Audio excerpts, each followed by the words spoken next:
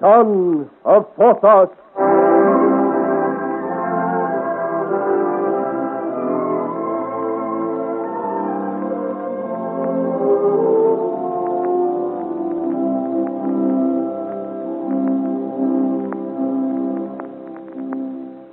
Caught at the ferry by Walter, Braun, and a couple of deserters, Joel and Therese push off into the stream in a ferryman's boat.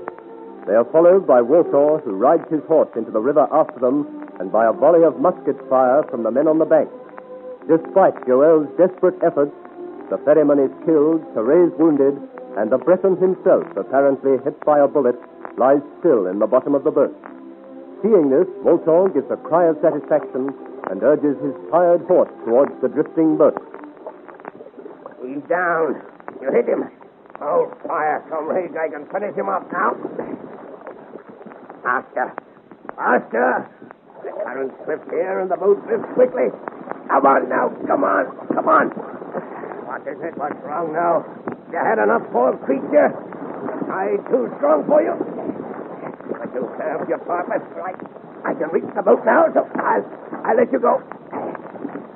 Now I can clamber in. Throw my stick first. That's too precious to lose. Now, that's right. So you may drown my horse swept up by the current, yet I'm safe. You think so? Safe? Safe with my hands about your neck, you traitor. You thought I was wounded, so you've come to finish us off, eh? I'll show you who does the finishing in this fight, friend. Say your last prayer. The Breton dog gives a deadly bite. So die all traitors. And I would I were back on the bank with you, you cowards. Then you'd have cause to run.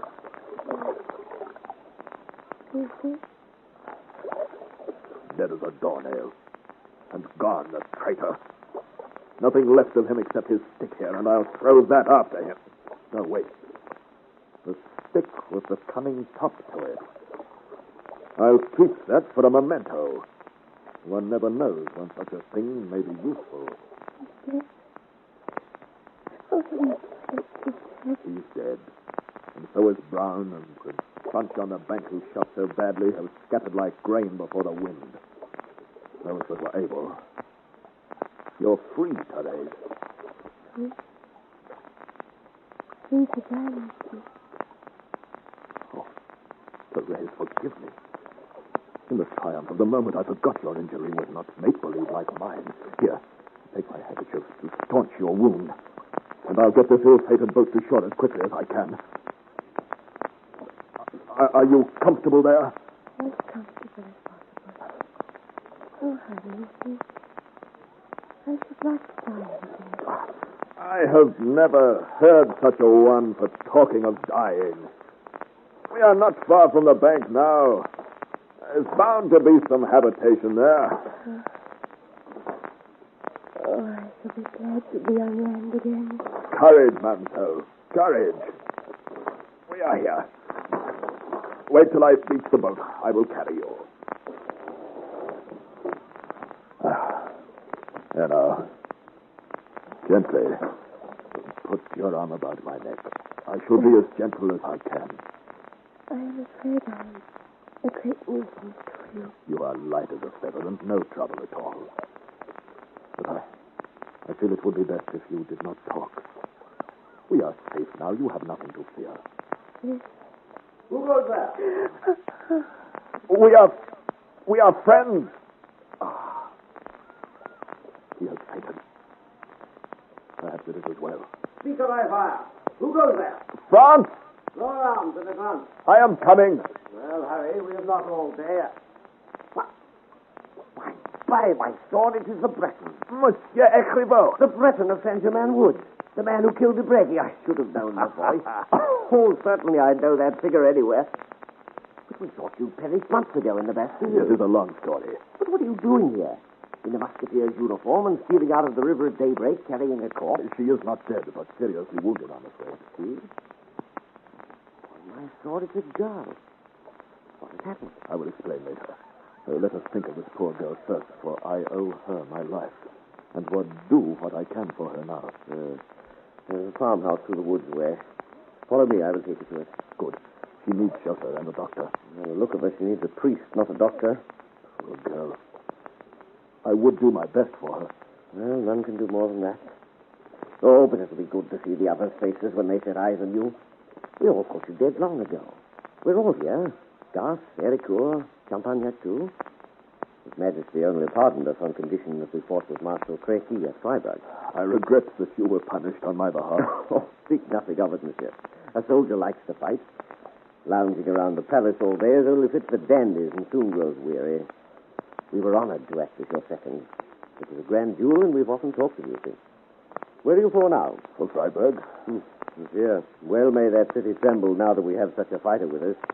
Oh, look, here's the farmhouse. Oh, there! Oh, there! Master Dupont, we need your help. Friend Dupont.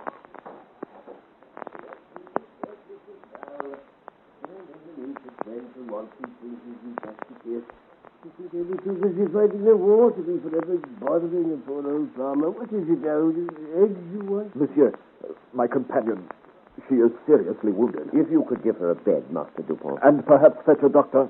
Yes, bring her in, monsieur. Gently now. She's lost a lot of blood. Bring her in. Yes, that's right. As for the doctor, I'm afraid there is none near. But I will do my best for her. Master Dupont is as good as any doctor. You may trust her in his care. Now, put her down this way. Yes, that's right. I will see what I can do for her. Though I'm afraid there's not much hope. Still, we shall see.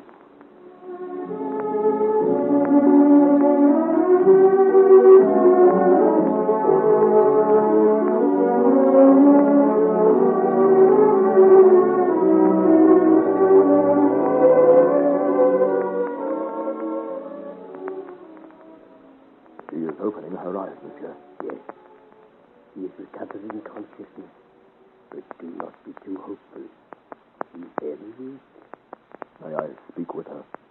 If she understands you. Mademoiselle, it is I, Joel. Do you remember me? Yes. Can you hear what I say? Do you understand me? Yes. Monsieur, I will go and leave you to talk. Do not agitate her in any way, for she said evening. If you need me, you have but to call. I shall be just outside. Thank you, monsieur. Therese, I must talk with you, for I have things to tell you. Yes. You are the daughter of Pierre Lesage and La Voisin. No. I guess.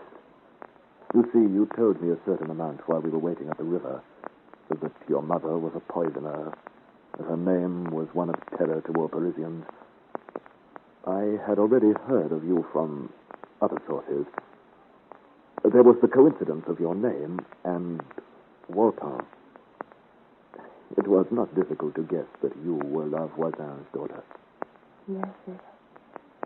I find monsieur. La Voisin's daughter. One cannot choose one's death. At least my father loved me. My poor Therese. I have been looking for you for some time, and now I find you. It is too late. What do you want of me? Your fortune? I have something for you. Look. Do you recognize this locket? I cannot see very well. Put it into my hand. Thank you. Yes, I recognize it. It was my father's. Where did you get it? From the hands of the rightful owner, Pierre Lesage. You have seen him then, my father? Tell me quickly. Gently, Therese, gently. I have both seen and spoken with him. Where? In the Bastille. In the Bastille? Oh. Then he will never escape. He has already escaped, Therese, some weeks back. He died there. My father dead. Now we are all gone. Love was there. Walter. Even Porthos. You must not speak so. Oh, monsieur. When one is dying, one is allowed to say anything. Please take back the locket. Yes. In your hand.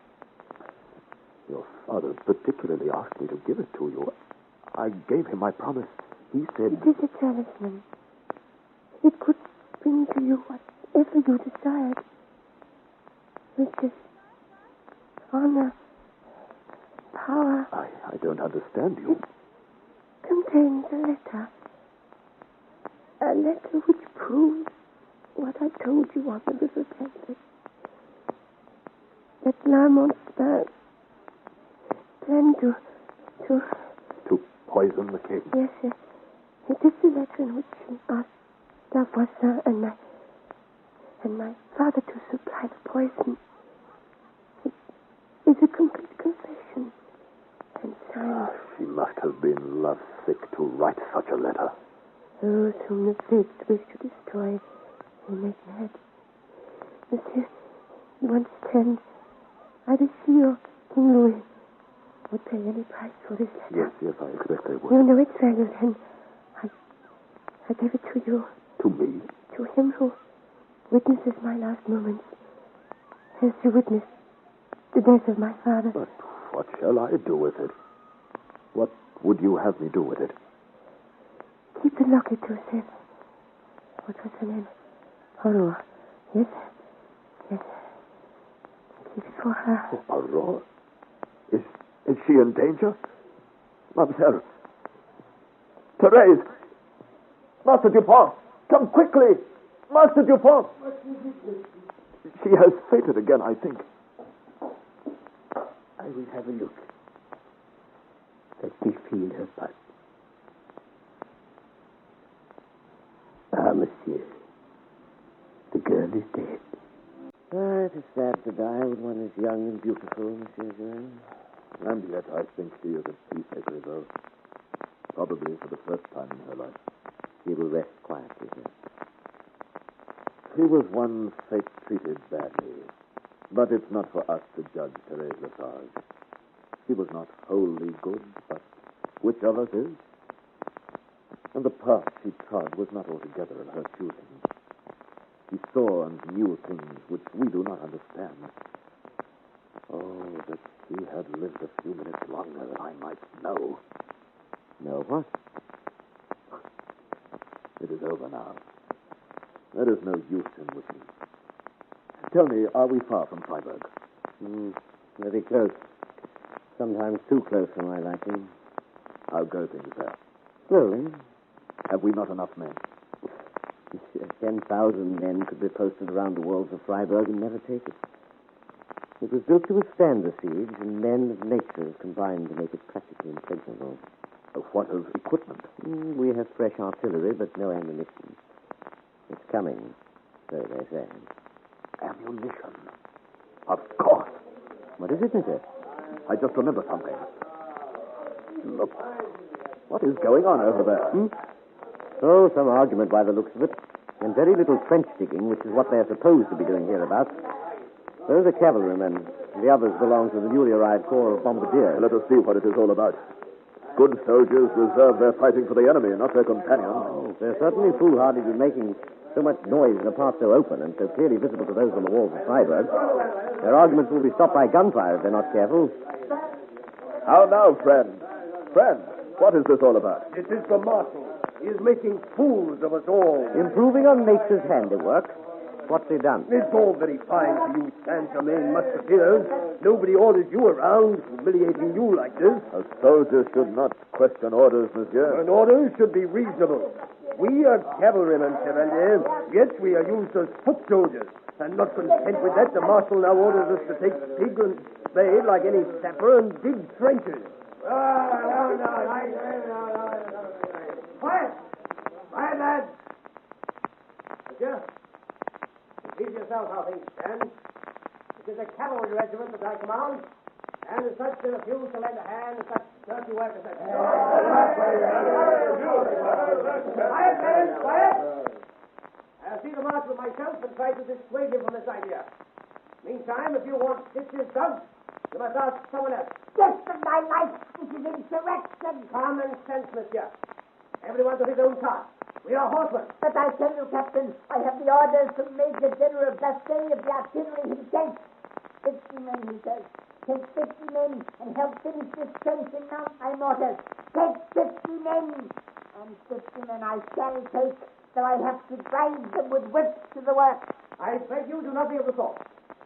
My men are very excited as it is, and may not remember the rules of the service if provoked too far. Provoked! By the sword of my father, it is I who am provoked beyond all endurance. Who is this Edward? One is Captain Beron of the cavalry. The other I do not know. Some captain of artillery, I should say. You do not know him, but I think I do. Surely there Come now, cannot... men, to it! You, with an elongated body, take the mattock and set an example to your comrades. Do you not hear me, monsieur? I heard you very well, Captain. Then obey. Death of my life. I obey only my own officers, gentlemen who wear my uniform, and those who measure more than a span from crown to sole. You rascal! You overgrown traitor! Lift me at him. Why, I'll trample you into the stones. If I'd got more respect for good French soil. Oh, gently, little bombardier. Little, with one hand behind my back. Easy now, easy. Don't rush at me like that. You might stumble into the funnel tops of your boots. And then we'd never be able to find you again. Stop it, I say. Boleron. Sergeant Boleron. Take hold of this little bit of exaggerated importance. This apology for a light horseman. This one who is laughing so much.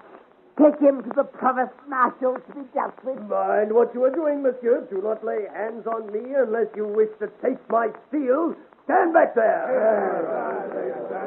Be careful, Captain.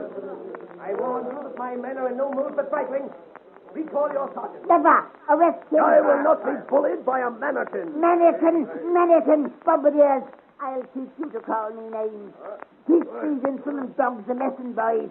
They have swords, but we have our picks and shovels. At them, lads. At them. I hold you responsible for any bloodshed, Captain. And I hold you responsible for their disobedience of orders. Insolent Musketeers. I'll hang, draw, and quarter them for their abuse. At them, lads. Let's flog the foul mouths. Let's go, friend Joel, before we become involved. What a hothead with picks and shovels and swords. It's time we were moving. It's time a cool head intervened, Grimaud. I know the fiery little dwarf, but I warrant I can deal with him. As you will, then, but take care. The flying pickaxe would make a dent even in your skull. Stand back there! Stand back! In the name of France, I do command you! Joel! Oh, heaven love me, it is the giant himself. My friend Joel. Death of my life. What dungeon have you sprung from? Put up your swords, comrades. My good bombardiers, put down your weapons. You are both in the wrong. Never. Friquet is never wrong. Friquet speaks without thinking. You were wrong this time, my friend. Such bullying, imperious, and aggressive manners never brought obedience. Control your temper, man. By my sword, it's not the fault of His Majesty's light horse that they are head and shoulders above you. I can do as well as any man, despite my size. Nobody doubts it, good Friquet. Pass by this stupid superiority and content yourself with the knowledge that good things are wrapped up in small parcels. That's true enough. At any rate, the ladies give preference to a small and dapper gallant, I can tell you. For your sake, Joel, I will put up my sword. And as for you, Captain, it would have been handsomer to carry out the King's orders, without question. You are no less His Majesty's man because you have a horse between your legs. But we are cavalrymen, not sappers. We are all here for one purpose, to take Freiburg. To do that, a blow with a pick is as good as a cut with a sword. But, monsieur, I tell you we are... They are firing on us. Even cavalrymen will now see the necessity for this work. Monsieur, left him, Baron. They have killed him. Monsieur, I apologize. God rest his soul. It is not everybody uses his last breath to admit an error. My friends, had the front of this trench been open as it should have been, this brave man, your captain, would still be alive. Riquet, give me a shovel. I will help dig your trench. That's as good as 10 men. Here you are. Have you a pick for me, too? And me, I'll help. Yes.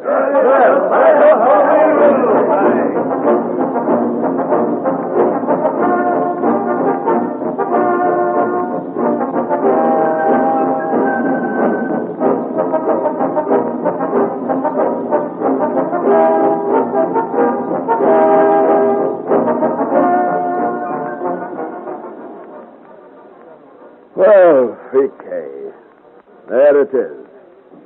Your work is finished. Your task is accomplished. Your trenches are dug. Yes, the trenches are dug. For which job I must thank you, my valiant Joel. I never thought to get it done before nightfall. But now, Joel, look at it, look at it. All those beautiful trenches, mortars set up, everything complete. It does look good. It does my heart good to see them. And it does my heart good to see you. Oh, it's fabulous, stupefying, magnificent, my faithful Joel. Here we are. We meet beneath the very cannons of the enemy. And we had thought you mouldering away in some gloomy cell.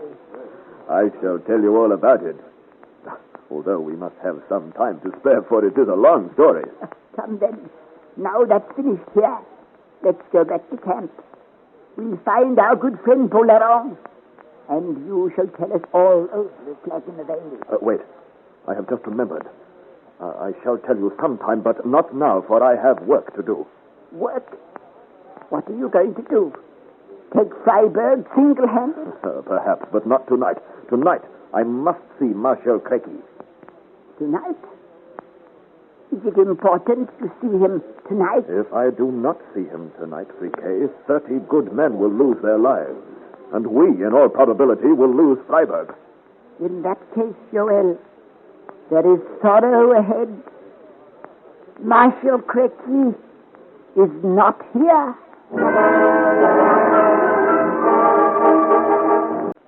But the lives of 30 good men and the capture of Freiburg depend upon my seeing the Marshal this very night, Riquet. But he is not here, my dear Joel. Where is he then? He is up in the Vosges Mountains, supervising the digging out of wagons of ammunition which are stuck in the mud there. You see, even the Marshal himself is not above a little digging now and then, whatever these high and mighty cavalrymen may say. Marshal there. This is even more serious than I thought. I don't understand a word you're saying, Joel. But I should be mightily obliged if you will explain. What's so serious? The Marshal being out of camp?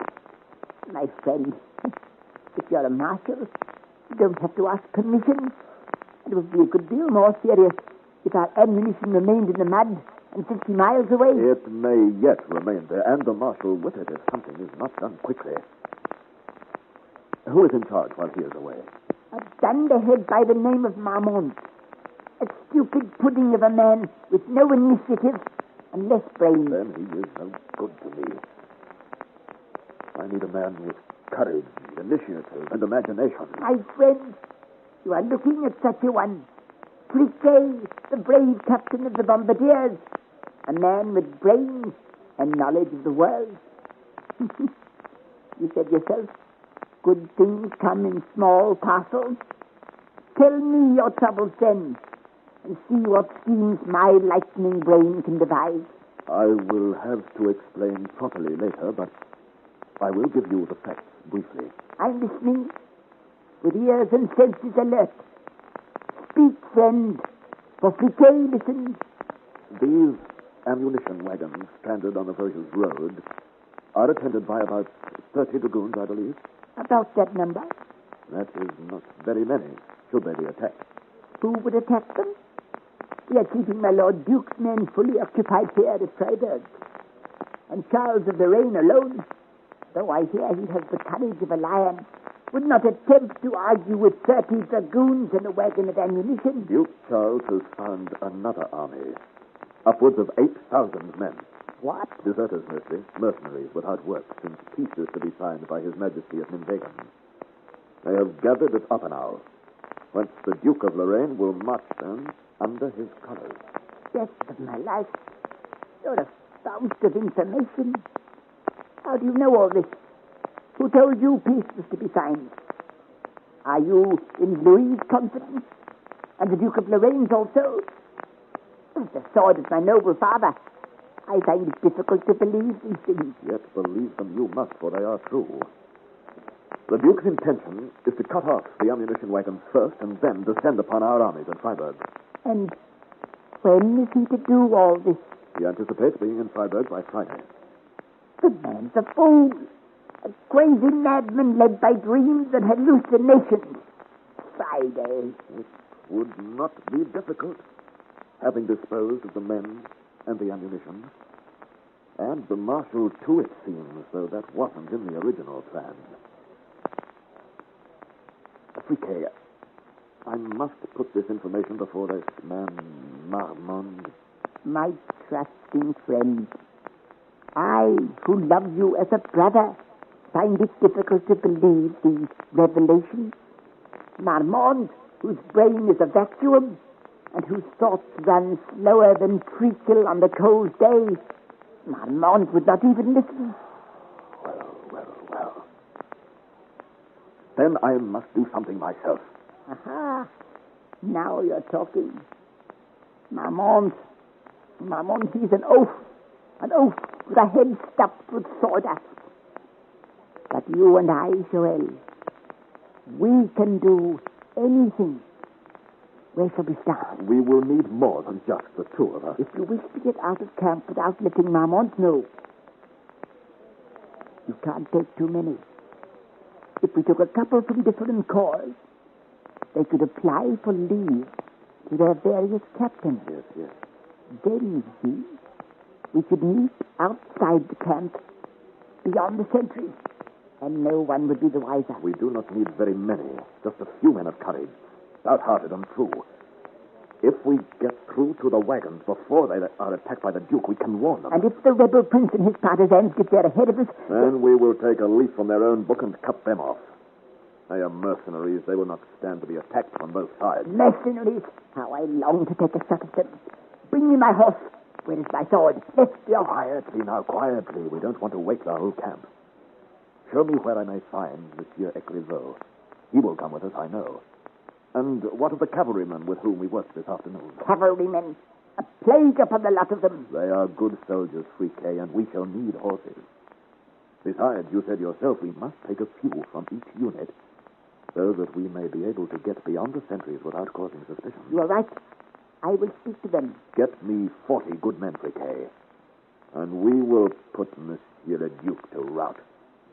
But mark that they are men of high courage and dauntless. If 40 of us are to cut off an army of 8,000, they will need to be. Not only for that, but though I am new to soldiering, I understand such an adventure as we now plan would be looked upon coldly by the authorities. We should be court-martialed at least, for we've been ordered to remain in camp here. So, it will be direct disobedience then to orders. And the penalty for that is death. Death? To be killed by an enemy bullet, that is one thing. To die by the sword. But to be court-martialed and shot... I will put my case to Marmont before we do anything rash. By all means. But it will be useless, I tell you now. And there is no other way. Court-martialed and shot. No, I don't like the thought. The lives of 30 dragoons Marshal Crequi himself and the fate of Freiburg depend upon this. Court-martial. Fool! A fig to such nonsense. A man may as well die one way as another. I'm with you, friend. Good, Friquet. And I'll find you others of the same mind. Brave men and true. Go your way now. The flannel-brained Marmont lives over there. See what you can do with him while I find your band of adventurers. We'll meet tonight by Dupont's farm and ride together for the voyages and adventure.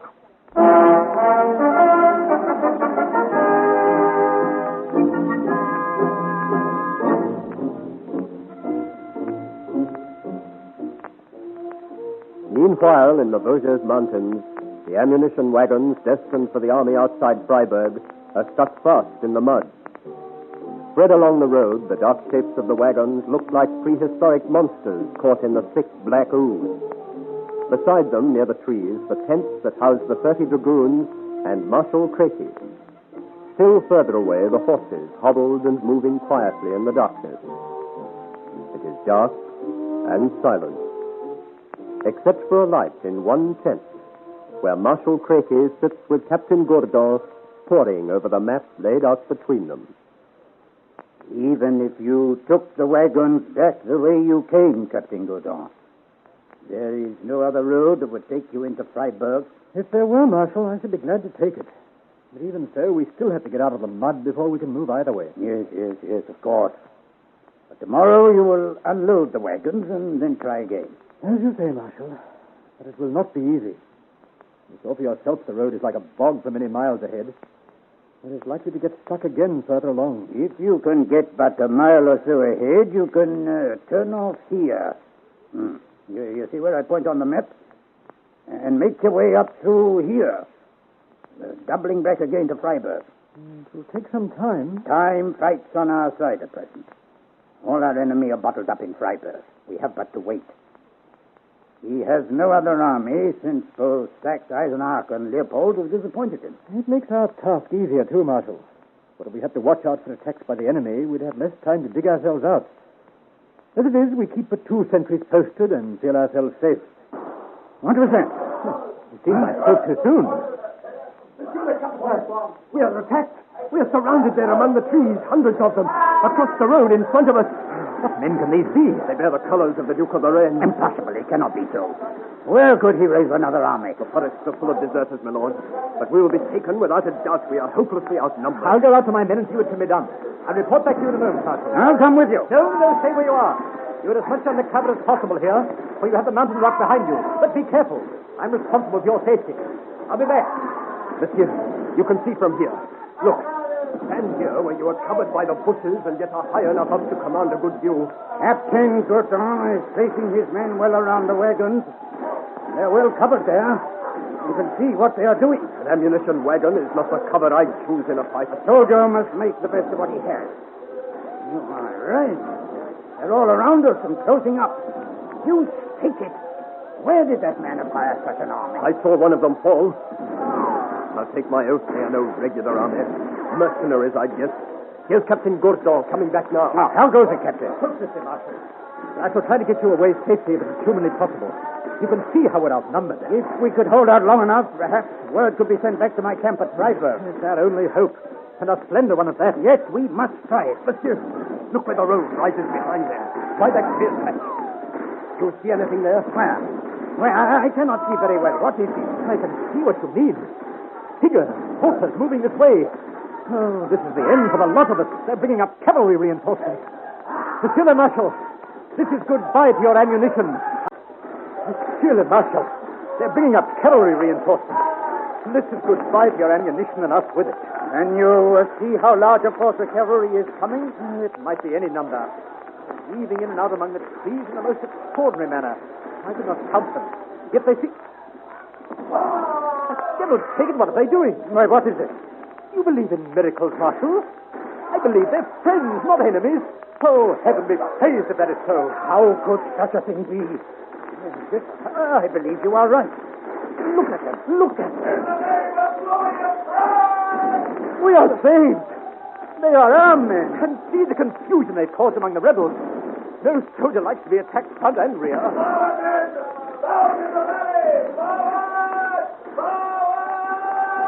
Those in the valley, he said. There must be thousands of them. Thousands. They are running. Marshal, they have broken. The enemy is flying. Like chaff before the wind. Up the cliff face like flies. Rather than fight the army in the valley and across the road. Shoot at them, my valiant ones. Give them a taste of our ammunition. Is the cavalry following them? I cannot quite make out. Oh, there's so much confusion.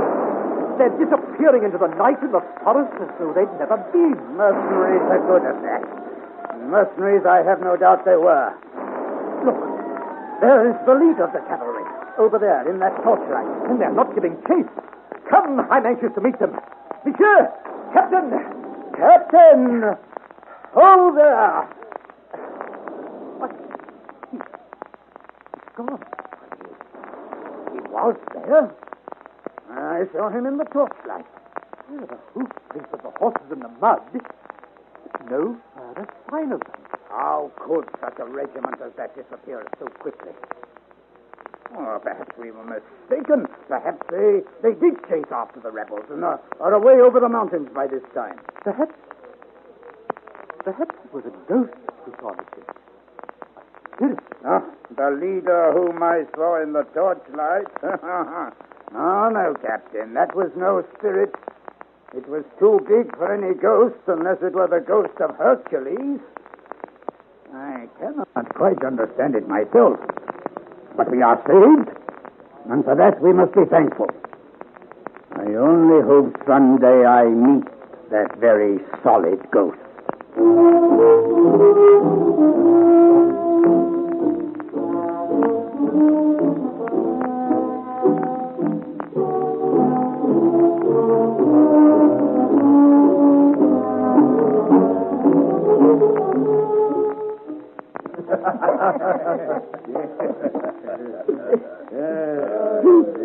To Mr. Joel.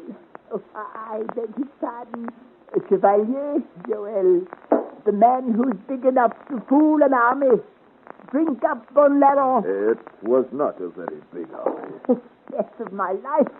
Are you trying to belittle the miracle we performed? Oh, not for one moment, my brave Friquet, but you must admit we had luck on our side. Luck, is it? I had expected an army of 8,000, and with all the courage in the world, we could not have beaten that number. Oh, mercenaries. Their bullets kill just as quickly as anybody else's. I tell you, we must thank Providence that they were not 8,000 strong. I wonder what could have happened to the rest the Duke was promised. They change with the wind, these deserters. There may have been 8,000 at Oppenau, as you said originally. But maybe somebody offered them more money. And Duke Charles, from all I hear, has not much silver to jangle in his pocket. You may be right. But whatever happened, fate played into our hands. By my sword, the man's a simpleton for all his size. Fate played into our hands, he says. We forced fate, Joel. How many of us were there? 50? 40? Something like that. 40 of us against an army of hundreds. We scattered the lot of them like chaff before the wind. It was sheer genius. We are giants of intellect, and he says it was fate. Death of my life. Bon Larron, tell the gentleman what happened. It was a good fight. No doubt about that. I haven't enjoyed myself so for many a day. Did you see those mercenaries run up the mountain as if a horde of devils were behind them? They thought we were the horde of devils. Aye, we made enough noise. Yes, it was a stroke of genius to come up from the valley so, weaving in and out among the trees like drunken beings. In the darkness with the torches and the shouting and the echo to magnify it all. Well, they must have thought that Lucifer himself was bearing down on them with all his hordes. Mercenaries. It was a partisan army of deserters, Friquet, without discipline or training. We were depending on that. Had it been a regular army, Had luck not been with us. Still is taken, Bon Laron. I'll not have our magnificent exploits belittled so. Luck indeed. I tell you, we are an incomparable trio. Friquet, Bon Laron, and Joel. 3 men who fought and conquered an army of 8,000. Now. There were 50 of us, and not more than 1,000 of them. Oh, devil take it. The man's too literal. Change the subject, Bon Laron. Let's talk of... Let's talk of Joel himself. We've been so busy fighting ever since he took foot in the camp, we've never heard what happened after he left the Moorish trumpet, huh? Oh, so much has happened since then. Aye, and to us, those plaguey police of Larines were forever pestering us till our lives were no longer our own. We decided we'd get more peace in the army. But what of you, Joel? My dear Bon Laron, why ask such a question? Have you not eyes in your head? Can you not see he is prospered? Aye, he looks prosperous enough. I grant you that's pretty good. Look at him. An ensign in His Majesty's Musketeers, chosen to carry dispatches from Paris to the Marshal. Isn't it quite clear our Joel has found what he sought? Tell me, is it true, Joel? Did you find your father's name? Did I? Oh, my friend. I am ashamed to answer you. Ashamed? Alas, it is not as you suppose. I have not found my name. I have not even tried very hard. I have been selfish and thoughtless, and now that you remind me of my duty, I am so ashamed. If any other man calls you names like that, I should run him through. You must be jesting. Indeed, no, it is true what I say. I have sought my own happiness, my own gain. I have been busy with selfish things and have forgotten until this moment the promise I made upon my mother's deathbed. I am ashamed. I don't know what has passed since you left us at the Moorish trumpeters, Joel. Whatever you've forgotten in the past, there's still the future. There's still time to carry out your promise. You are right. I have been selfish. And now to sit around regretting it would be foolish as well. I must make good my promise now, immediately. I have no further time to waste. That is the little matter of Freiburg and a soldier's duty. What of that? A man's honor must come first.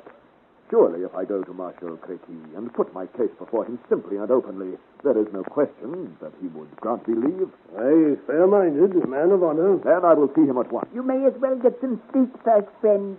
For I happen to know he's not yet back from the mountains. I heard that donkey Marmont complaining that there were a lot of people absent from camp last night. And he intended putting the matter before the Marshal when he came back this afternoon. So he will be back this afternoon. That's what Marmont said, if one can believe him. I will wait on him then and tell him my story. Tomorrow, then, I will continue my search for my name.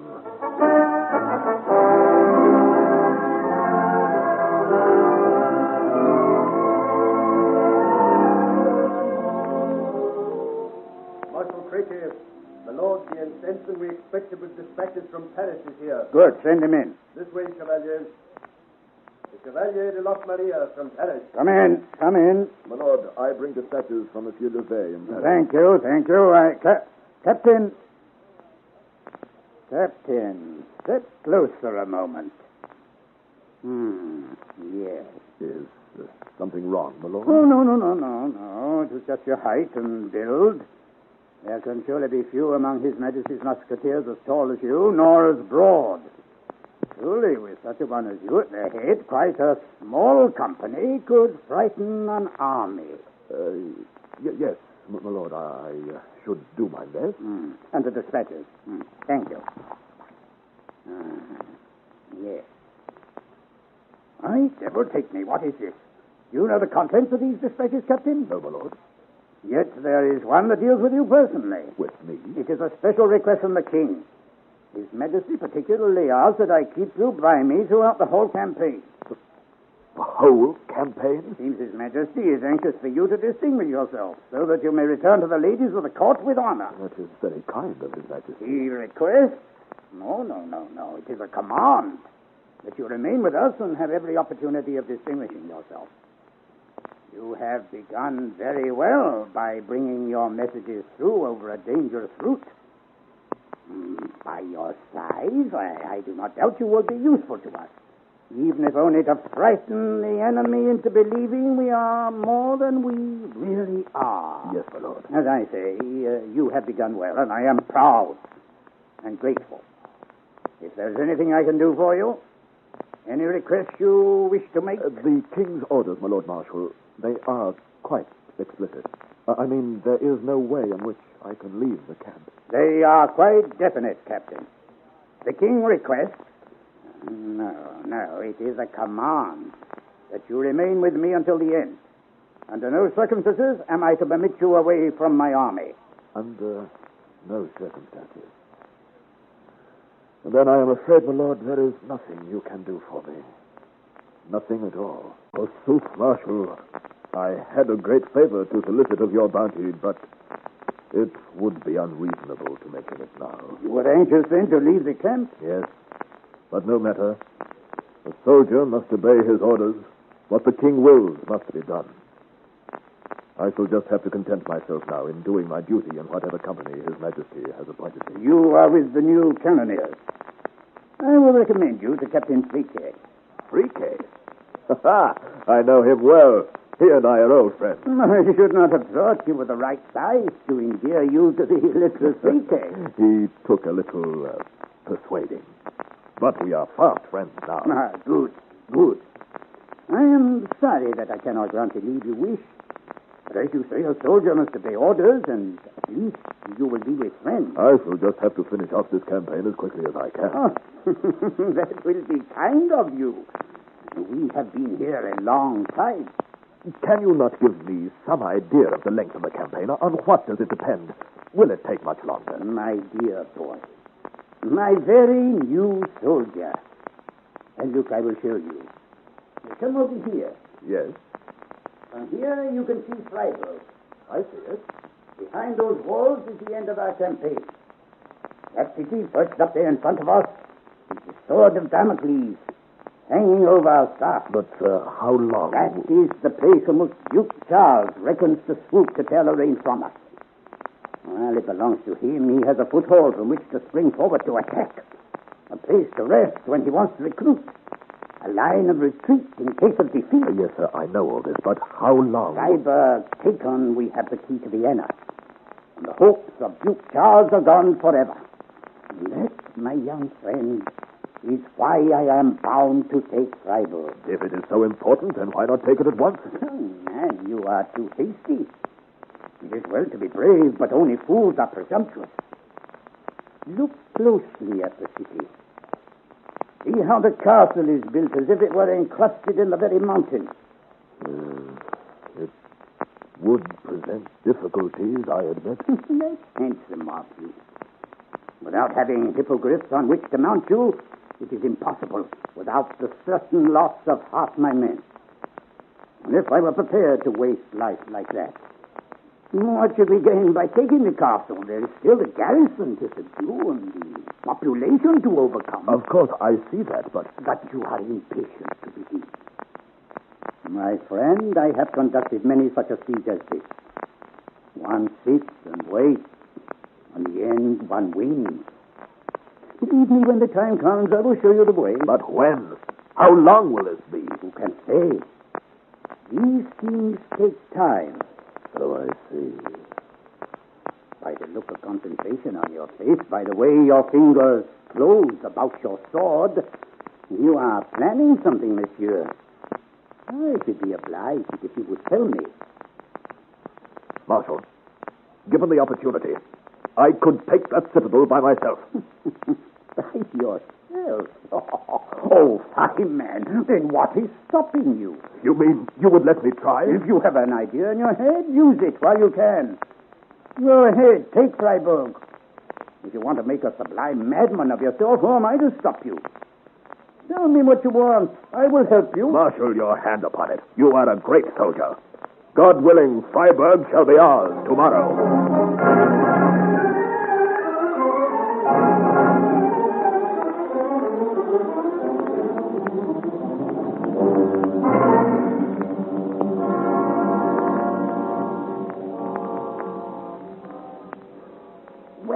Here he is at last. My Lord Joel deigns to arrive at the meeting. And looking like the cat that ate the cream, too. Have you come into a fortune, friend Joel? Better than that, little freakade. Better than that. There is nothing better than coming into a fortune. Unless it be a good fight. That's the thing to make a man smile. And that is what I'm smiling at, Paul Mahalin. A fight? Excuse, take it. We've been sitting here with nothing else but fights for the last month. What do you think to ride to a war for, my friend, if not to fight? Fight, he says. And I thought it was something exciting. It is something exciting.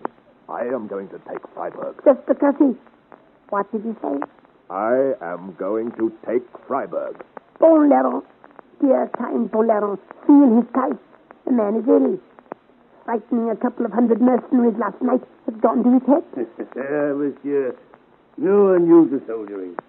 But surely even you must see that Freiburg is a formidable objective. Nevertheless, I shall take it. Nevertheless, he says, I shall take it. Best of my life. And will you do it alone? Oh, no. For you shall help me. Oh, well then, that's a different matter. If Frique helps, I go too. I'll need you both. And Écrivaux and the same small company we had last night, more or less. You tell me you can take Freiburg with 40 of us? Possibly with less. And how do you intend doing it? With your great sword or your bare hands? Neither. I shall take it with this. With a walking stick? Why, that's the stick that Écrivaux had. He said that you left it at Dupont's farm. That's right, I did. And he brought it to me. And with this walking stick, or rather, what is inside it, I shall take Freiburg.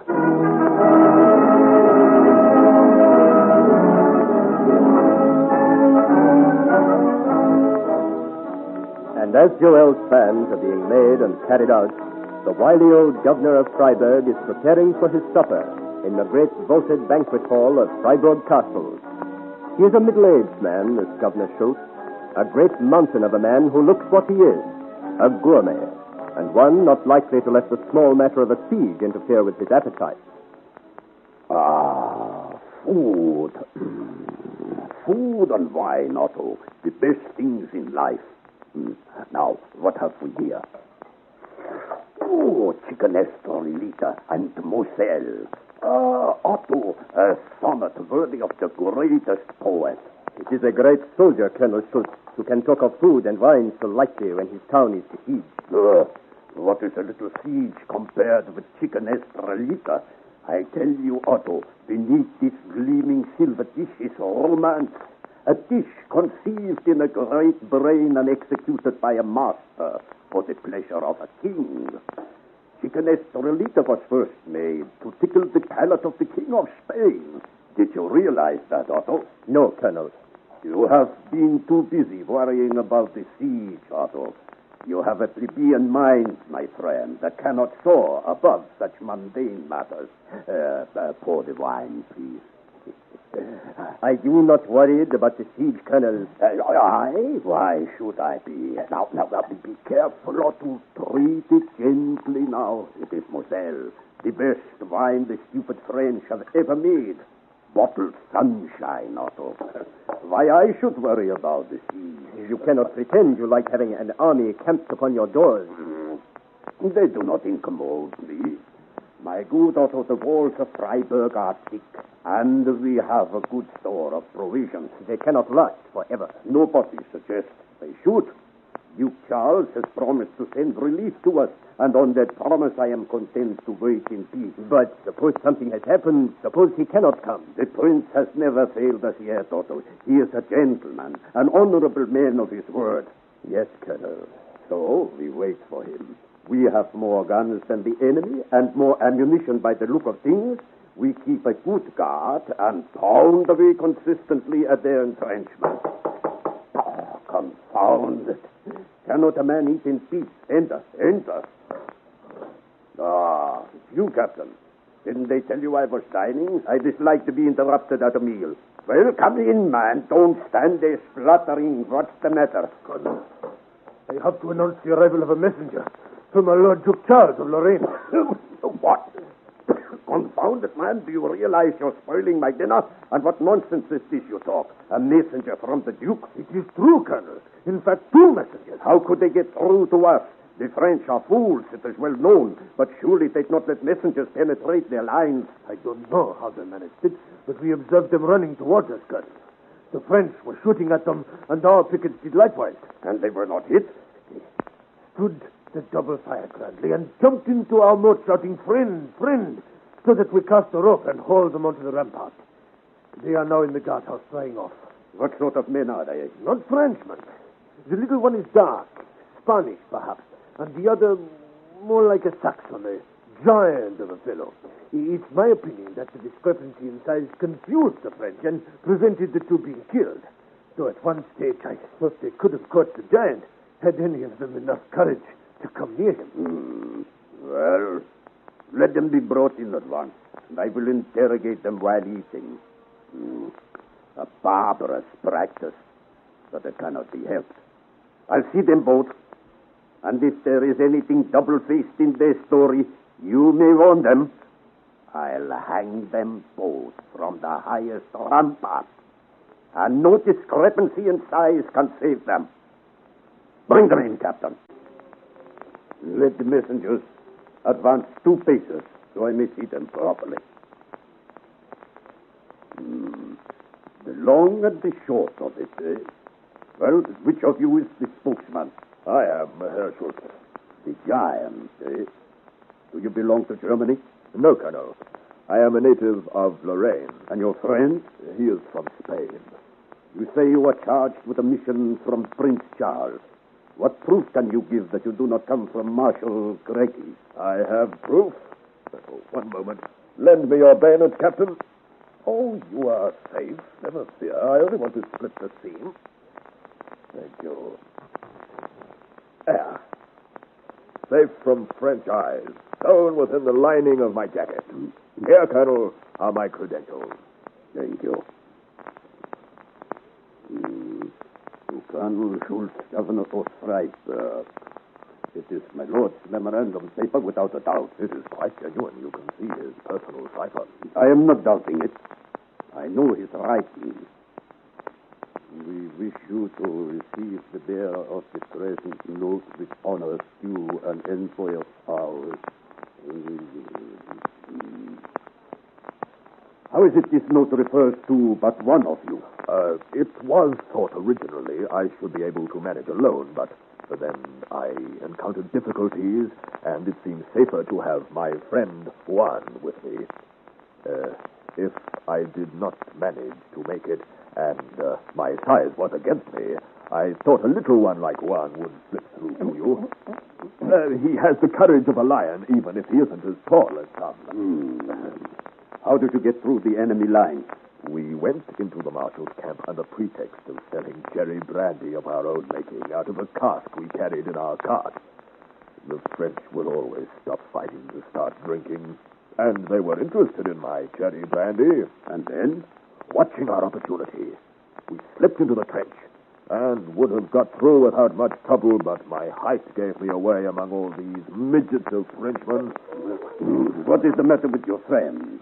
Is he sensitive about his size? When I refer to the French midget, Herr Schultz, he is afraid you may mistake him for a Frenchman. He is very sensitive about that. And well, he may be. Go on. Your height gave you away. I stood out like a lamppost among the midget French in their ditches, and a hue and cry was raised. We jumped out and ran for it. The rest happened under the eyes of your men, and they can tell you what occurred. You were lucky not to be hit. We are, as you said earlier, the long and the short of it. The French mind is a simple one and was confused. Besides, they are not good shots at any time. Well, now that you are here, what are you bringing me? News? Instructions, my lord. Private, precise, and confidential. Verbal, do you mean? I should think so. What I carried in my coat team was enough to have me hanged.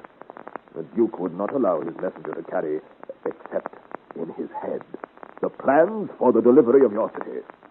Delivery of Freiburg? You will be free in 3 days. So, Captain, you may go. I wish to speak to these men alone.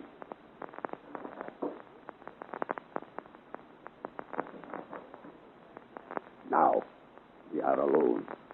Tell me all, and I will listen while I finish eating. You must know that the Prince of Saxe-Eisenach and Leopold, on whom my lord depended, have both disappointed him. But he has acquired a partisan army and is ready to attack the French encamped outside your walls. Yes.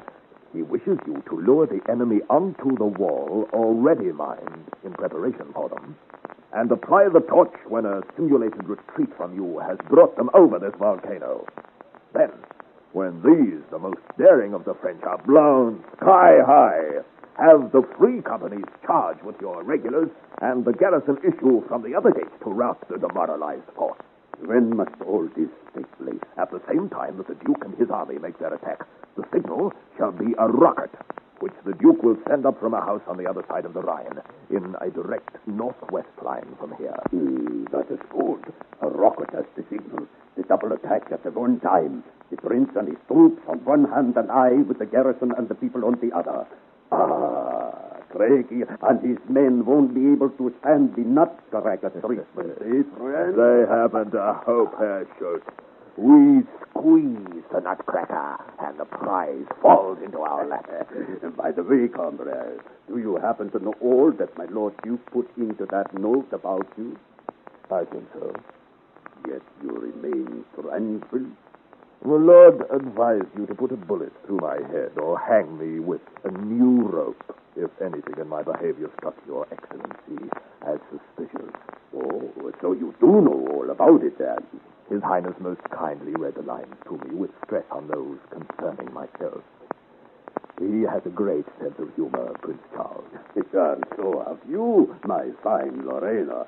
But it will be no joke, believe me, if either of you raises my slightest suspicion. We have nothing to fear. Let's hope not. For remember, Colonel Schultz has never broken his word yet. And may the thunder weather crash me if I don't carry out the Duke's orders. Though I have to blow your brains out with my own hand or twist the rope around your neck. If you're so anxious, there's a plain way of making sure we walk straight in doing our duty to Prince and country. Keep us by you so that you may read our very thoughts. The very thing I had decided to do. From this moment, my watch over you will not be taken off, and you will be riveted to me as the shadow to my body. Does that satisfy you? It suits me admirably. And your Spanish friend? Can he speak? Or is he forever silent? It is because of this habit of silence, Colonel, that I selected him to help in this mission. But he can talk, and prettily, too. What think you, Juan? Shall you like being riveted to the Colonel, like the shadow to his body?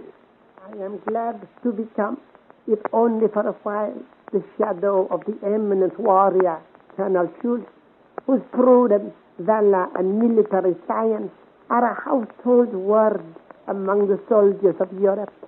By my throat, as you say, he turns a pretty phrase when he does open his mouth. The Spanish are renowned for elegancy and courtesy, Herr Schultz, but he speaks in all sincerity. For the prowess of Colonel Schultz of Freiburg is well known, and we are both honored to work with you. Devil take it, I like you. I like you both. We are war dogs together, and all in for the same good cause. What rank did you hold in the army, comrade? I was a sergeant in the Vaudemont regiment when we fought at Rocroi for the right cause. Only the right cause was beaten that day. And your comrade? One also was a sergeant in the same regiment. It almost broke his heart to see the Spaniards thrashed that day by the green-born Duke of Enghien. That is why he plays all on this last throw. And what are your names? Mine is Nicholas Hoover, at your order. And Juan de Fernandez Felipe Manzanares. Well, Major Dumas and Major Manzanares. My lord, how can we thank you for such honors? Majors, not only will you accompany me now as I inspect the defenses on the ramparts, but you shall share my bed and board. Can you eat well? And drink well, Major Humor. Look at the size of the body I have to feed, Herr Colonel. Good. You are a man after my own heart. Come then. It's time I went the round of our defenses. I will show you the mined wall, where we'll entice the cream of the French forces and blow them up to the sky before they know where they are. I shall be glad to see that. Oh, it will be a fine joke, I assure you. Then, when we've done our duty there, we will return here for a more pleasant type of duty. The duty of a host requires that I shall introduce you to some of the best French wines. It is entirely between ourselves, Major Humor. But much as I hate the men of France, so much I love their wine. So it is down with the wines of France, eh, Colonel? You're a man after my own heart. Down with the wines of France it shall be. But duty first. Come now, both you shadows. We must inspect the defenses.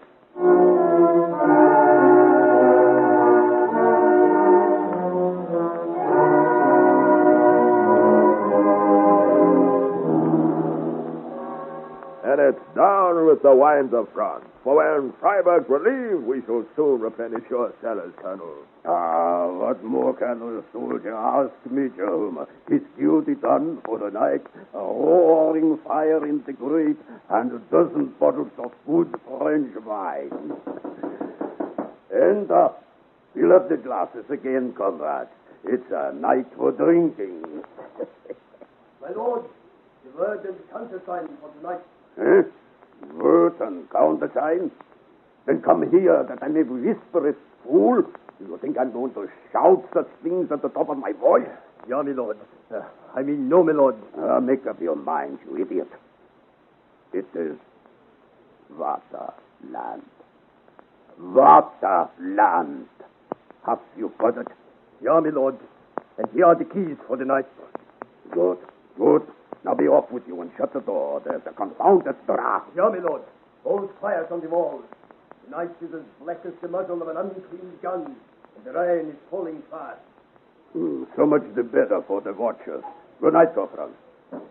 Let us now drink to the good French grain. Let us drink, comrades, and go on drinking till Otto carries us all to bed, to the dark night and the rain, to a quiet and peaceful night, and to victory in the morning. To victory in the morning.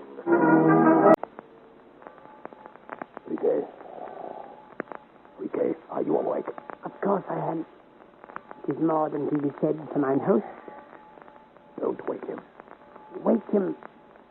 He sleeps like the German pig he is. And 12 giants dancing a reel in hobnail boots wouldn't disturb his slumber. I'm glad to hear it. How do you feel? Never better. To think of him expecting to intoxicate me with the wines of my own country. Just as well for us. He's no head for drinking.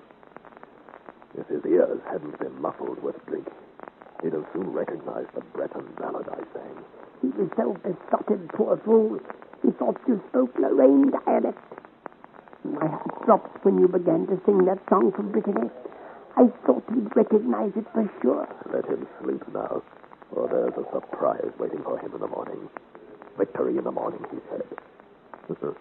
Little did he know whose victory.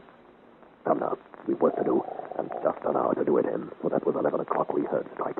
Look at him, Joel, snoring so peacefully, with his head thrown back, and his throat exposed so temptingly. Couldn't I just... Just one stroke of the dagger, Joel, and he'd never drink French wines again. No. All we want is the bunch of keys. You can see them sticking out of his pocket. Can you get them? I think so. Take your time. For if you wake him, it will be the end of us. I'll be careful. What are you doing?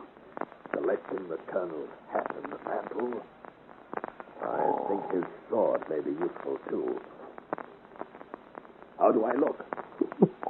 My dear Colonel Schultz, you look wonderful. Now to take the keys from him.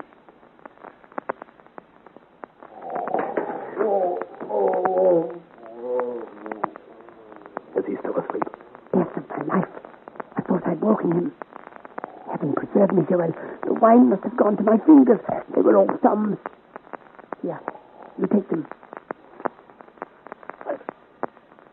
Look, there's another sword hanging over there. You take that one. Then we're both armed. I've my dagger, too. Take to make good use of it before the night's out. It makes less noise than a sword.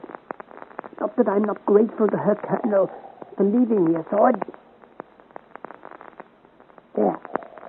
How does that look? Fine. Now, carefully. Listen carefully. And let's go over our plans once more. Nothing must go wrong. I'm listening. Those keys are the keys to the citadel. And the main defense there is the principal tower rock. That's where we went earlier with Colonel Schultz, along that very narrow corridor. Yes. That's the only communication between the town and the citadel. And that's where we're going. Did you take particular notice of the defenses there? Yes, as you told me to. There is only one battalion of the Imperial Regiment in the tower. Schultz told me so himself. There are 6 heavy pivot guns on the tower top, and 1 sentinel in a stone watchbox. There are also 20 men detailed to watch our lines. And that's all. You see, it is, as I thought. Everybody says the citadel is impregnable, and from the outside it is, but not for us. With these keys, we can get right to the top of the watchtower. What if we are questioned on the way? We know the word and countersign. Butter, land. And we heard the way Schultz spoke before. Good. We should get by them. When we get to the top of the tower, the 20 men will most likely be sleeping. Remember the guardhouse there? Schultz pointed it out to us. Yes. So we deal with the watchmen first. Yes. Then, after that, all will go as we planned in the camp this morning. Do you understand? Perfectly. Good. Then let us go.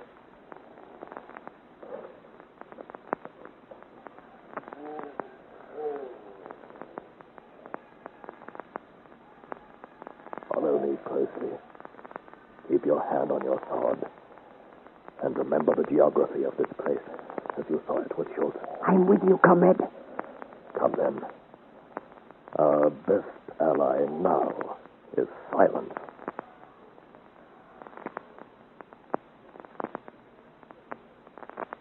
We go across this vestibule into the gallery. Up those stairs.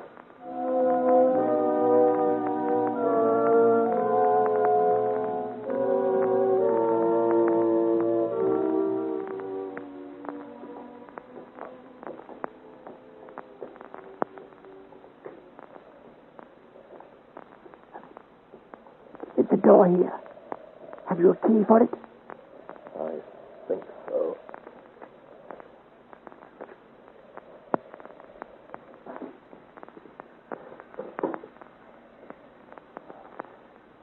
We are on the platform now. Remember it? We turn to the right and the winding stairs to the top. I remember. Oh, who goes there? Officer going his round. Advance. Vata. Lance. Soldier, who posted you here? The officer, sir. Good night, then.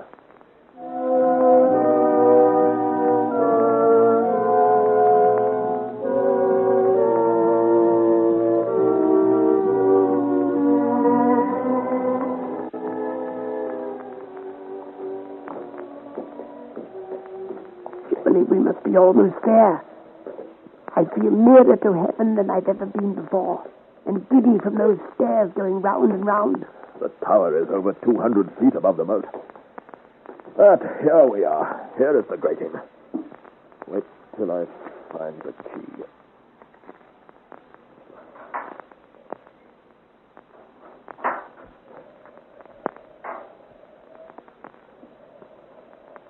Now, silence, for the love of heaven. Everything depends upon it. That's your Colonel? Roger. Blood. I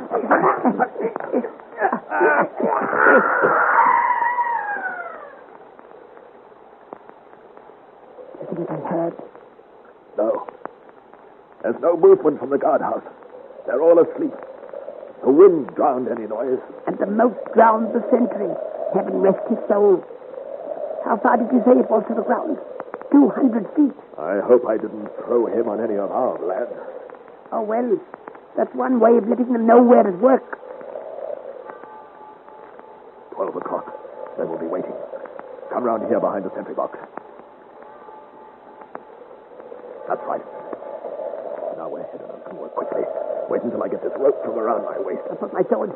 I believe it was that rope coiled round your waist made Colonel Schultz love you. It gave you just the sort of figure to appeal to a gourmet. Perhaps. There. Now, tie this stone to the end. Securely now. It has a long way to go. Right. Now, through the loophole in the wall and let her down. Steady. I wish I could see what's going on down there. You think our boys are waiting? Mahalin won't let us down, you may be sure. Ah. They're there, all right. I can feel an extra weight on the rope end. Good now. Pull her up. And she comes. Pull hard. What is it? What are they sending up? I can't see it. All in good time.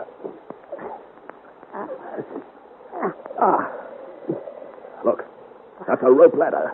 I'll wait till I attach it to this crossbar here and fix it so that it can't slip. We'll have our friends up here before you can say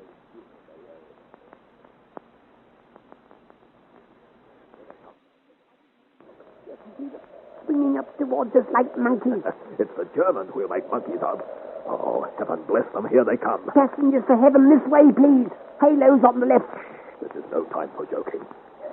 Paul Mahalin, is it really you? Give me a hand over this wall. Oh, what a night for the party.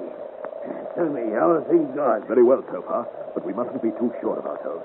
Quietly now, men. Ecrivo, keep in the shadows, and be silence itself. They're all here. 30 of us. What now? See over there is the guardhouse. There are 20 soldiers and ensigns quartered there. Make sure of them first. They are all asleep, so you need make no noise. Simply bind them with their belts and gag them with their pom-poms. The wind and rain will mask a certain amount of the noise, but don't fire a shot whatever you do. Phantoms in the mist. That's right. Move as phantoms stealthily and deadly. There is one sentry on the landing downstairs. Friquet and one other. See to him.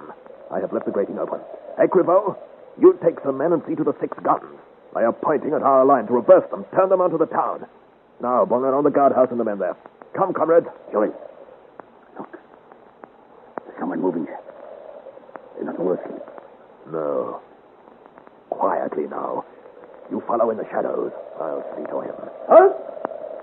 Not a word or you die. But silence or my sword will take. Good. Now, Bolero, the rest of them. I am sorry to incommode you, monsieur, but we are busy taking Freiburg, and we could not allow you to upset our plans by inconsequential chatter.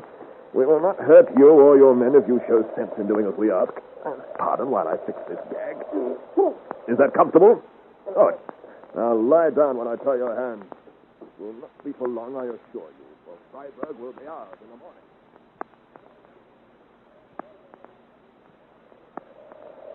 Well, Bonleron, have you finished? Yes, they're all nicely trussed up like chickens with a pot.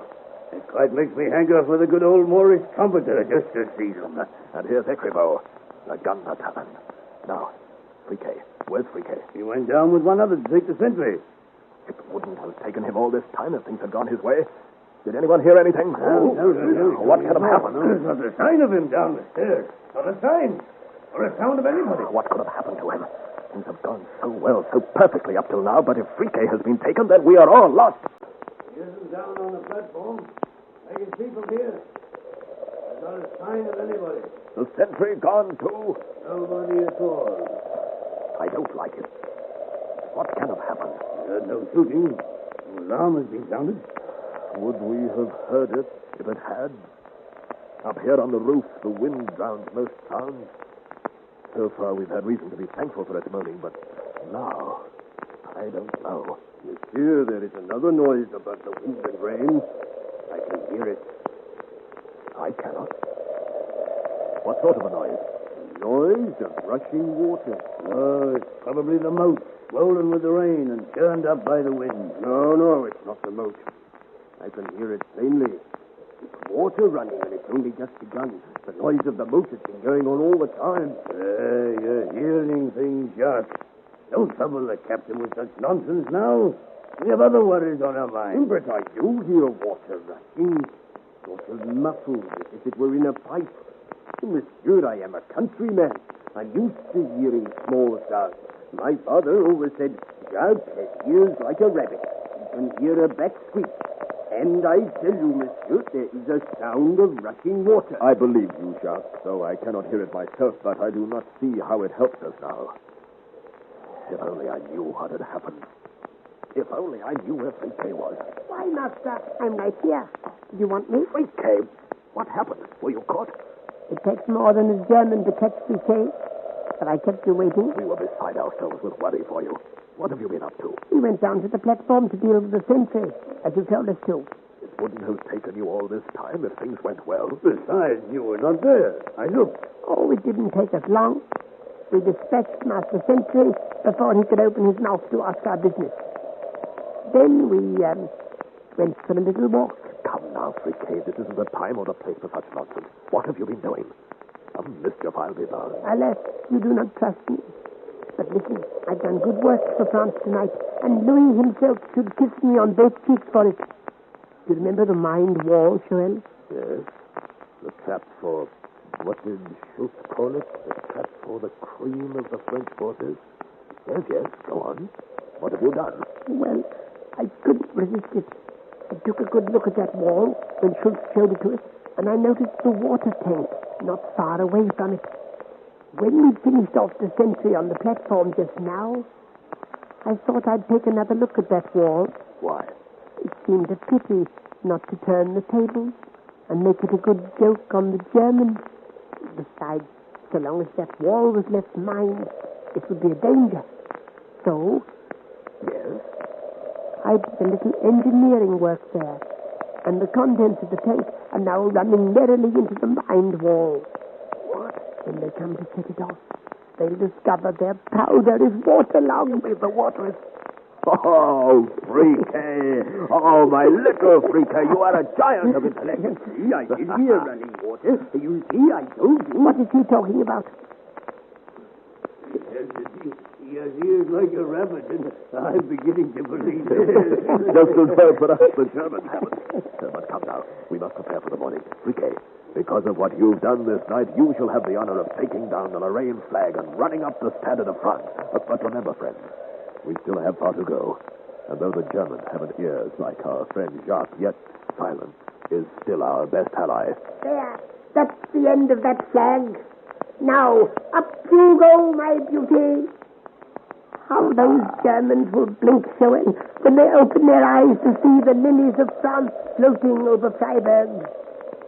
Oh, that I could be there when Colonel Schultz first sees the light of day.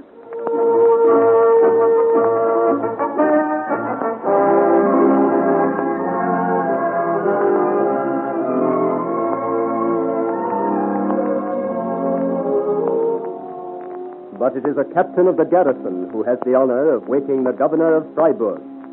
Outside in the streets there is shouting and confusion, death and destruction. But in the great cold banquet hall of Freiburg Castle, Colonel Schultz sleeps peacefully on, and the captain shakes him angrily by the shoulder.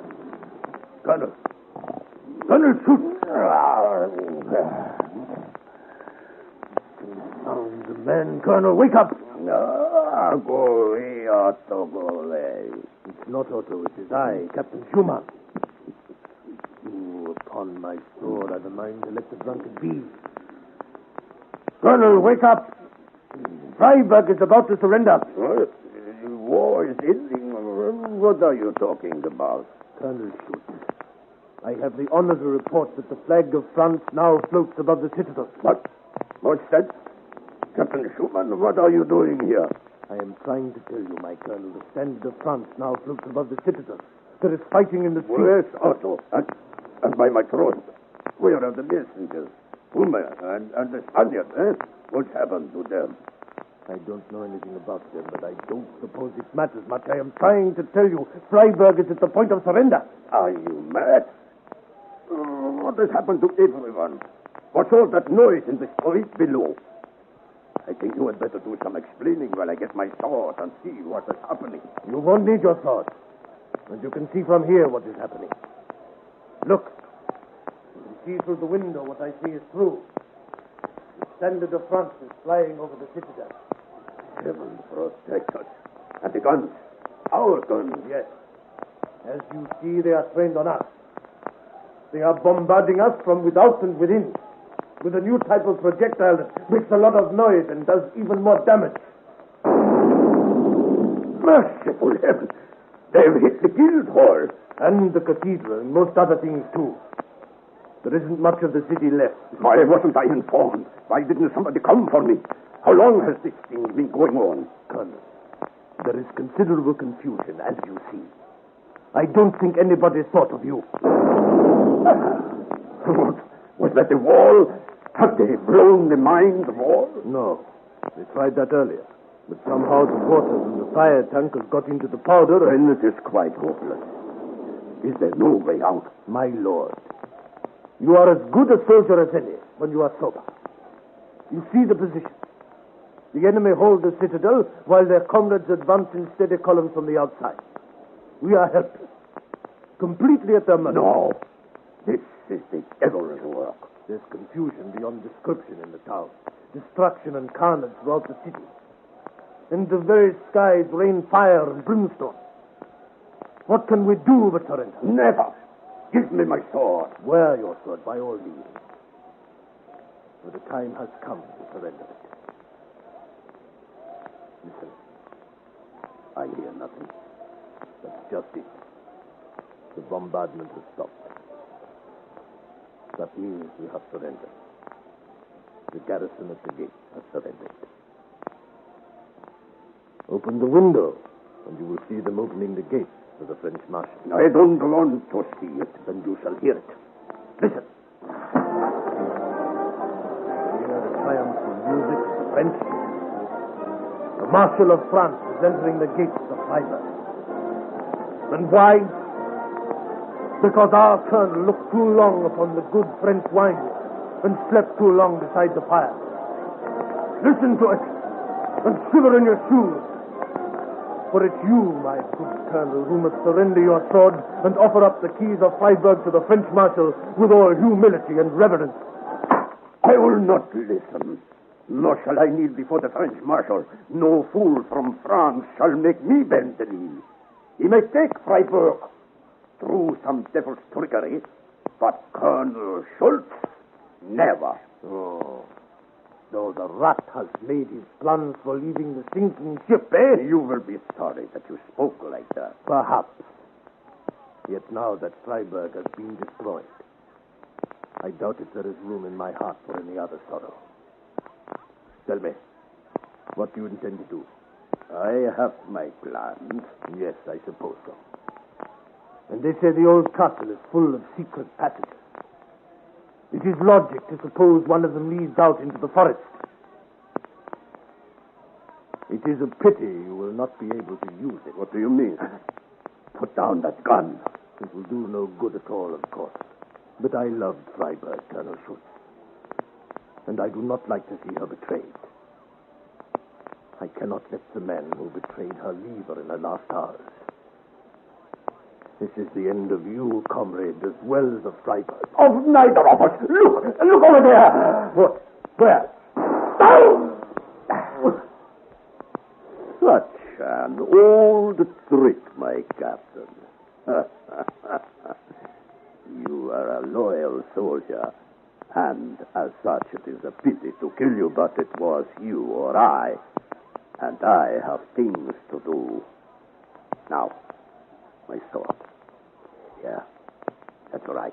Across the passage and through the secret door. And Marshal Craig, he can have Freiburg, but he'll never touch Franz Schultz. He's much too wily a bird. Quietly now. Quietly open the door. 3 steps across the passage. Going somewhere, Colonel Schultz? Who Dumas. A slight correction, Colonel.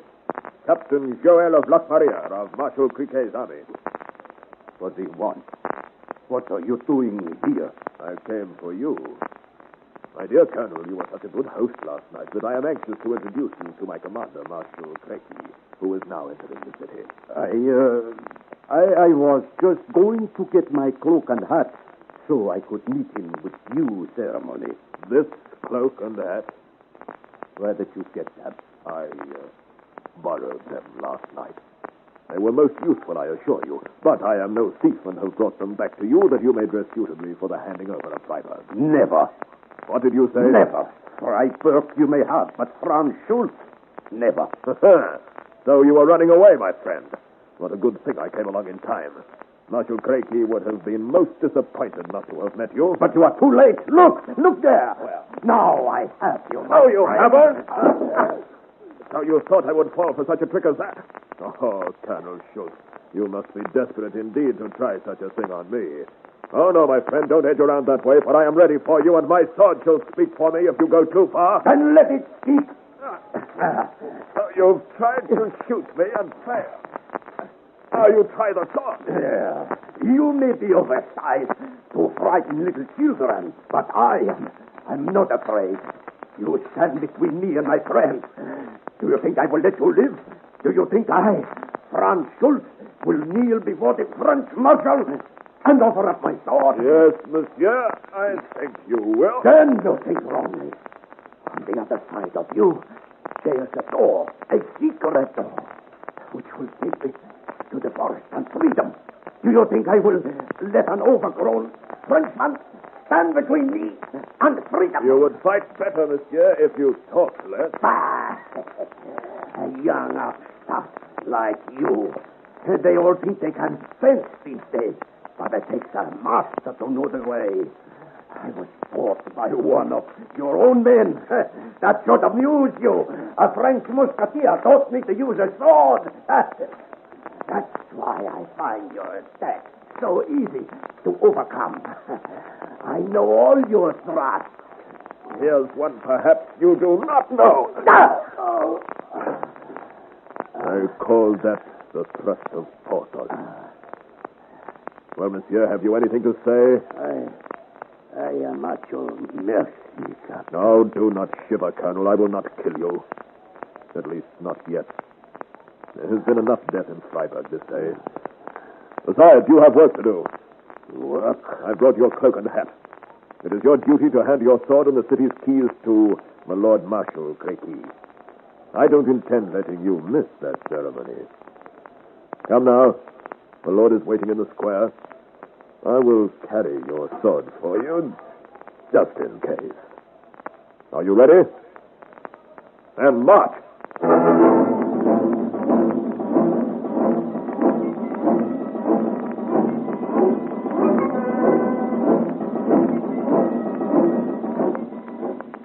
So, Chevalier, you have carried out your promise.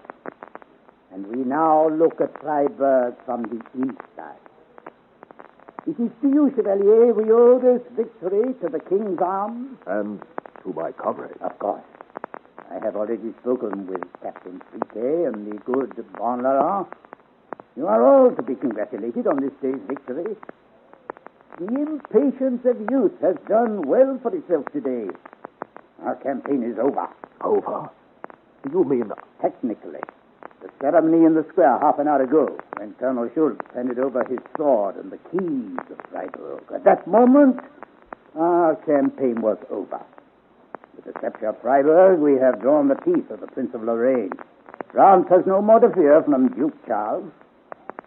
Of course, there are things to be done still, but the campaign is over. And the king only charged you to keep me by you until that was accomplished. That is so.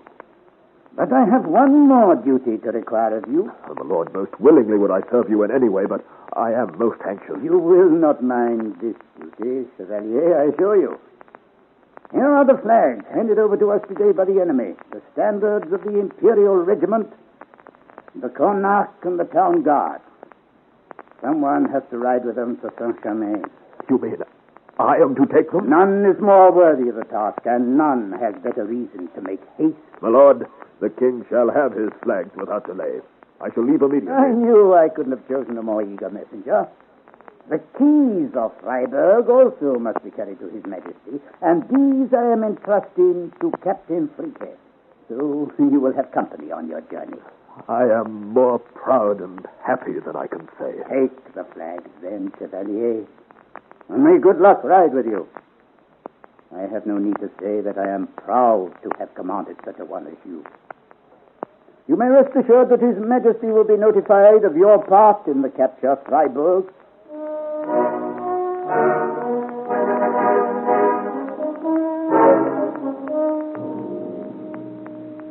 While Joel is thinking of Aurore and how soon he will be able to see her again, and while Frique is saddling the horses and dreaming of his beloved Paris, far away in the good town of Saint-Germain, Aurore de Locmaria is thinking of Joel and Freiburg. All unknowing of the exciting events that have taken place there, she sits this morning talking happily with her friend Françoise d'Aubigne. Now that the king has obtained peace at the Nimwegen Congress, they say at court that the cause of Duke Charles is quite hopeless. They say he has no army now with which to relieve Freiburg. And oh, Françoise, once Freiburg falls to us, then Joel will come home. I shall be as glad to see the giant as you will. Oh, no, Françoise. That would be quite impossible. Sometimes I think I live only when Joel is here. I do but walk about now and do as I am told, like a puppet on a string. That is a romantic idea, child.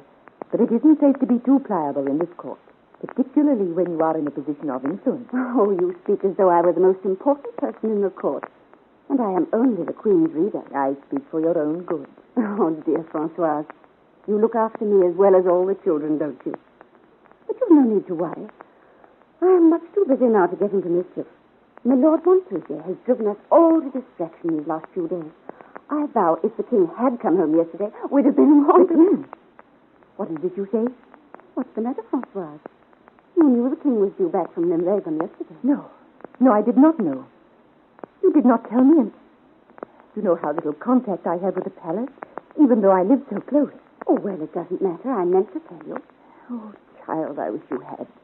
You promised you would tell me everything. Oh, truly, I am sorry, but I forgot. In any case, he did not come. But he is due back soon. They say on Friday. Why? It is of great moment to me. To you? Françoise, is anything wrong? You have gone quite pale.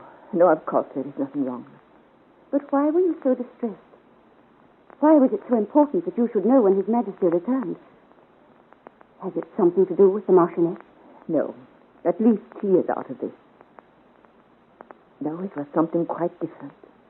And, as you say, it does not matter. He did not come back yesterday, and so heaven has granted me a little grace. There is still time.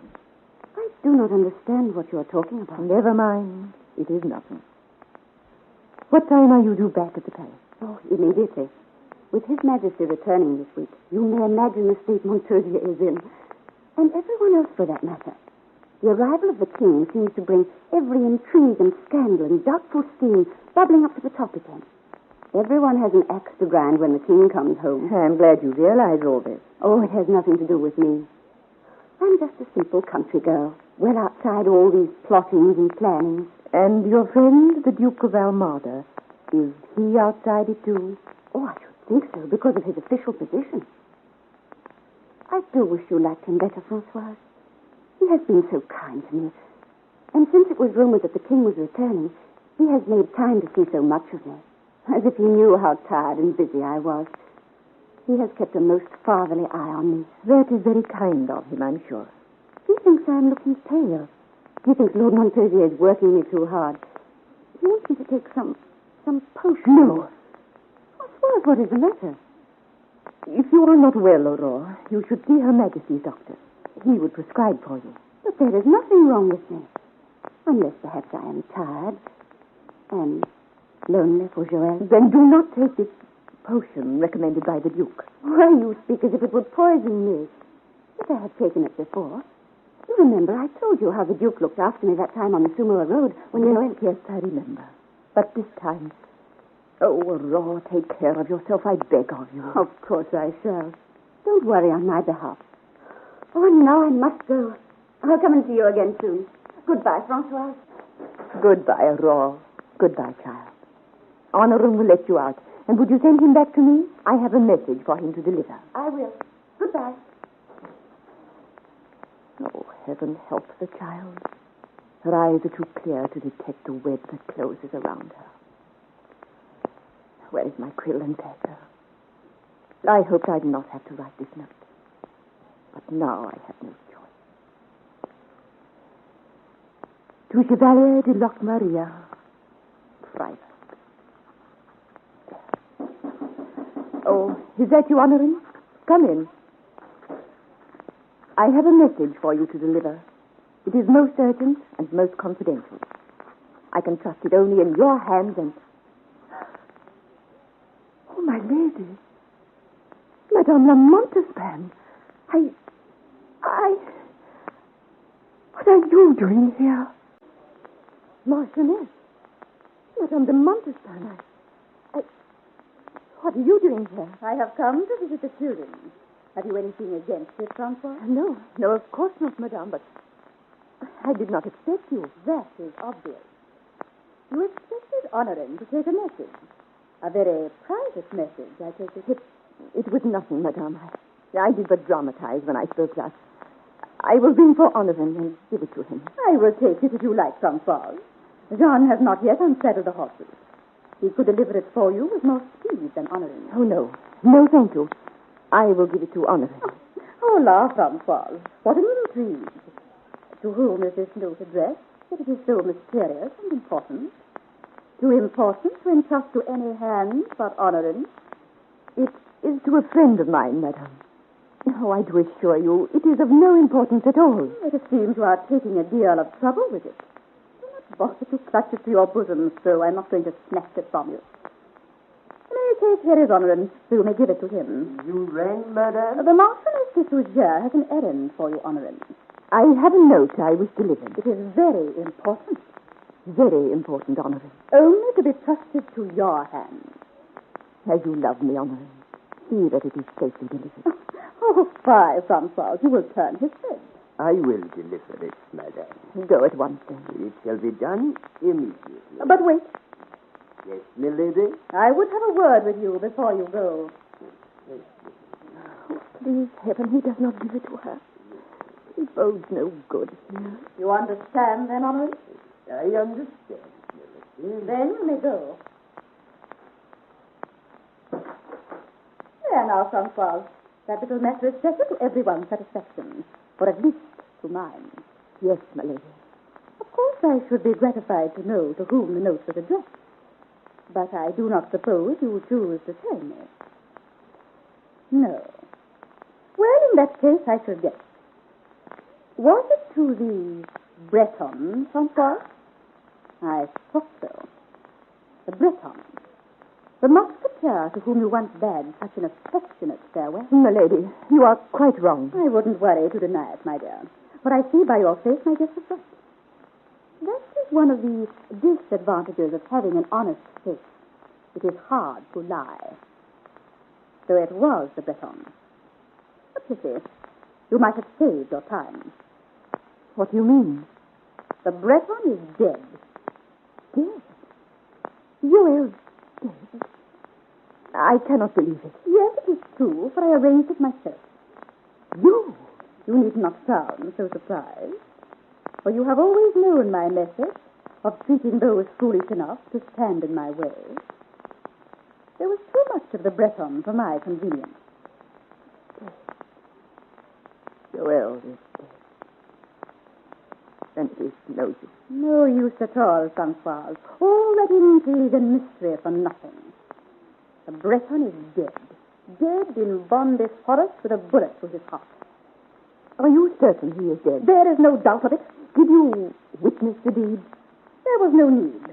I paid well to have it done. Then you are not sure of it at all. He is dead, I tell you. If you are so certain of it, why do you keep saying that? Is it I you are trying to convince, or yourself? By my faith, Francois, you go too far in your insolence. I am sorry to have angered you. For you give me great comfort. I do not believe he is dead after all. Dead or alive, what does it matter? He won't get your message. Honoran will not deliver it. Oh, yes. Yes.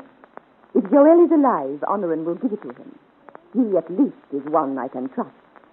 As you loved me, Honoran, you said. Oh, fie, Francoise. Is that the way to speak to servants? He would not understand such nonsense. I said to him, 50 pistoles, and you do not deliver the note. Money is their language. He would not be bribed. Not Honoran. Your simplicity is charming, my dear, but every man has his price. And 50 pistoles is apparently Honoran's. You see, I have your note. Honoran has my purse. Oh, no. Oh, yes. If you are certain Joel is dead, why offer 50 pistoles for a note to him? Dear, simple Francoise. I did not know for certain that the message was for him. Oh, I guessed it was, but I was not sure. Agreed, I have now wasted my money, but perhaps it was worth 50 pistoles to prevent it falling into anyone else's hands. What do you have to say to him, Francoise? Since you have the note, you may read it for yourself. As you said, I may read it for myself. Devil take the man! What is happening to you? But by my faith, the fool shall pay for this. So, he did not understand your money after all. It was blank paper he sold you. And for 50 pistoles. Hold your tongue. Listen.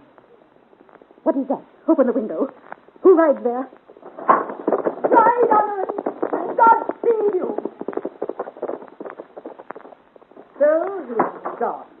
The fool. Sometimes, then, love and loyalty is stronger than money, madame. It gives me hope that Joel perhaps is not dead, despite the fact that you paid good money for his death. Hope is the sedative of the weak, Francoise. The Breton is dead, and the man you have sent to find him will follow shortly, I have no doubt. I trust it will be comforting thought that it is your hand has sent the loyal Honoran to his death. Oh, no. Madame, you cannot kill Honoran. He does but do as I bid. I realize that, Francoise, and that brings us to something else. After this episode, this unfortunate episode today, I can no longer overlook the fact that you are unfit to look after the royal children. You cannot mean that you have only yourself to blame. I'm sure His Majesty would agree with me. The governess in charge of the royal children must be like Caesar's wife, above suspicion. Certainly above the common intrigues and treachery of the court. Oh, but you cannot take the children away from me, madame. You cannot. But I can and I shall. But they love me, and I love them. Louis, he'd be so unhappy without me. Then he will have to be unhappy. Children recover from these things very quickly. He was a morbid child, I noticed. And last time I came to see him, he seemed almost afraid of me. But there's little for your upbringing, Francois. To have my own child afraid of me. He is only 8, madame. Then there is time for him to learn to love his new governess. You have one already, then? Yes. Are you taking them at once? Yes. Oh, madame. Madame, I will do anything. I cannot let them go. I've had them since they were babies. I love them. It would be like parting with my own. Oh, don't take the babies, please. I beg of you. I will recall Honor, and I promise. All this is a little late, Francois. Madame, I promise. I will do anything. Anything, and nothing to displease you, but hysteria is undignified, to say the least, Francois, and quite useless, I assure you. After all, I am being very lenient with you. Your protégée, Madame de Lochmaria, as she is now, has caused me endless trouble, but I have not blamed her. I even brought you here to be near to her. It is this last interference that is unforgivable. I can no longer trust you, Francois. You must go. Oh, madame. But I am not quite heartless. I will not leave you stranded here in Saint-Germain. I will send you back to where I found you. In which slum did you live, my proud Francois, before my charity brought you to Paris? Oh. Come now, do not stand there weeping. I'll ring for Suzette to bring the children. No. I will go and get them. I'll bring them down. As you will. What are their clothes? Just bring the children. Their clothes can be sent on later. Madame, if you would change your mind... I will not. And you may send him to be your successor who waits outside. Her name is La Bosse. Yes, madame. And hurry. I have not all day. Madame Lamartine will see you now. Mercy help us. What's the matter with her? She's crying because I have just given her position to you. To me? Oh, me noble lady pleases to laugh at a poor old woman. Nothing of the sort. I am a long way from laughing at the moment.